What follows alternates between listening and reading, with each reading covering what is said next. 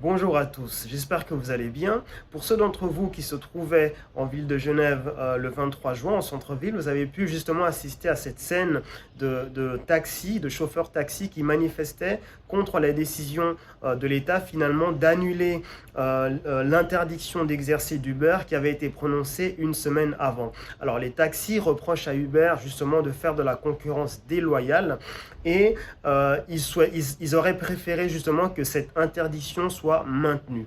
Alors, depuis 2019, l'État de Genève mène une guerre contre Uber, une bataille juridique, estimant que Uber fait de la concurrence déloyale, mais surtout essayant de forcer Uber à employer, à engager l'ensemble de ses chauffeurs et de ne plus les considérer comme des indépendants, mais comme des salariés.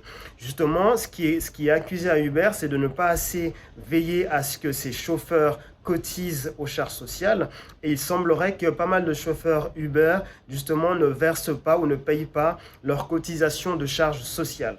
Alors ma question c'est plutôt, êtes-vous pour ou contre Uber ou pour ou contre les taxis? Qui choisissez-vous entre les taxis et Uber?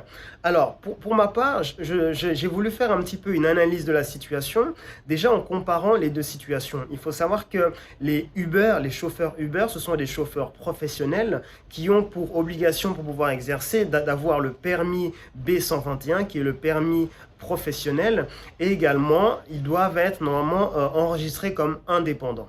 C'est les principales obligations du chauffeur Uber. C'est beaucoup plus simple d'être Uber, d'exercer en tant que Uber, en tant que chauffeur Uber, que en tant que chauffeur taxi. Parce que les taxis, en plus d'avoir le permis professionnel, d'être indépendants également, ou salariés d'une société de taxi bien sûr, ils doivent également avoir une autorisation qui s'appelle AUADP. C'est l'autorisation d'usage accru du domaine public. C'est ce qu'on appelle un petit peu, on peut lier ça à la bonbonne taxi, c'est-à-dire qu'ils doivent avoir en fait les plaques taxi, qui sont des plaques qui leur permettent, de rouler sur les voies prévues pour les taxis, de se parquer également sur les places prévues pour les taxis, notamment à l'aéroport ou à la gare.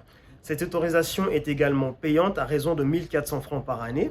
Alors, il y a bien, en comparant tout ça, on constate qu'il y a bien une différence, il y a bien une concurrence déloyale entre les chauffeurs Uber et les chauffeurs taxi, notamment parce qu'il est plus difficile de devenir chauffeur taxi et d'avoir toutes les autorisations nécessaires plutôt que de simplement être un chauffeur Uber. D'ailleurs, beaucoup de taxis qui n'ont plus assez de travail en tant que taxi peuvent être tentés justement de combiner avec un métier de chauffeur Uber pour arrondir leur fin de mois.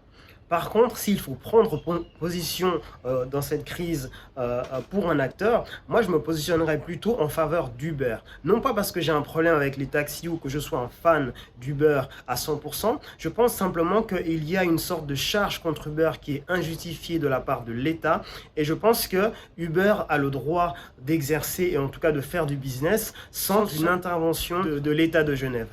Alors, je pense que le principal défaut d'Uber, le principal reproche qu'on peut faire à Uber aujourd'hui, c'est d'avoir un petit peu pris de court tout le monde. Et le premier qui est totalement dépassé par la fulgurance du modèle Uber, ça a l'air d'être l'État de Genève, qui n'arrive pas à arbitrer entre les différents acteurs, qui patauge un petit peu. On a vu ce qui s'est passé avec cette interdiction d'exercer, puis droit derrière une annulation de cette même interdiction. On sent bien que l'État est emprunté et n'arrive pas vraiment à se positionner et à appliquer en fait un arbitrage qui puisse satisfaire toutes les parties.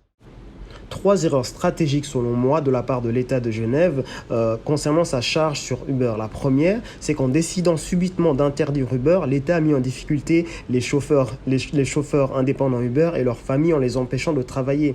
Également, on peut se demander pourquoi vouloir contraindre des chauffeurs professionnels à devenir salariés alors que ces derniers ont choisi d'être indépendants. Et en plus, on leur a pas demandé leur avis. Ensuite, on peut se demander pourquoi le nombre d'autorisations AUADP est toujours limité.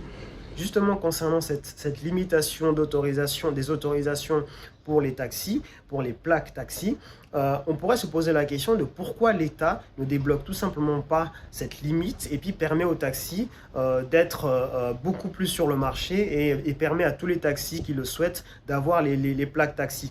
Alors, C'est vrai que ces plaques-là confèrent un avantage. C'est un avantage, c'est qu'on peut utiliser les voies rapides réservées aux taxis pour rouler plus vite que les autres usagers de la route. Alors, il y a un autre avantage aussi, comme je disais, c'est de pouvoir se parquer sur des emplacements stratégiques, comme justement des places aux aéroports et aux gares.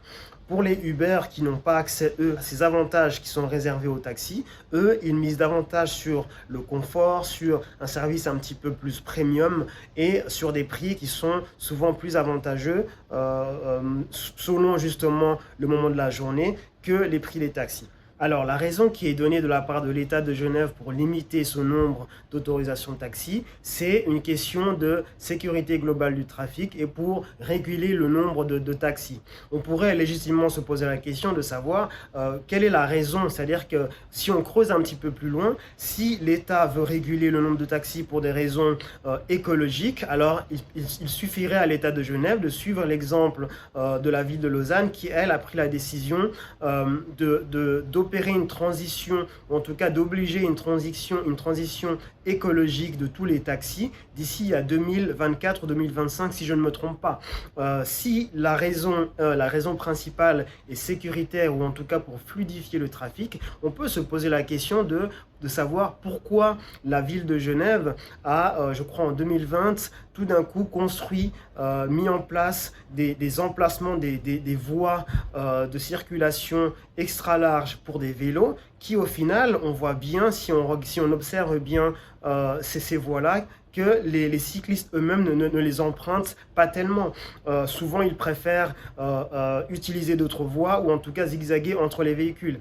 La solution idéale pour moi serait en tout cas pour le centre-ville d'interdire l'accès aux véhicules, sauf aux bus, aux taxis, aux chauffeurs VTC, avec des véhicules le plus écologiques possible, aux vélos également, pour justement permettre une réelle fluidité du trafic. On voit bien que Genève a beaucoup de bouchons et est surchargée au niveau des routes, parce que justement, il y a beaucoup trop de véhicules en centre-ville et que là, on se constate que la ville de Genève n'ose pas vraiment régler ce problème-là.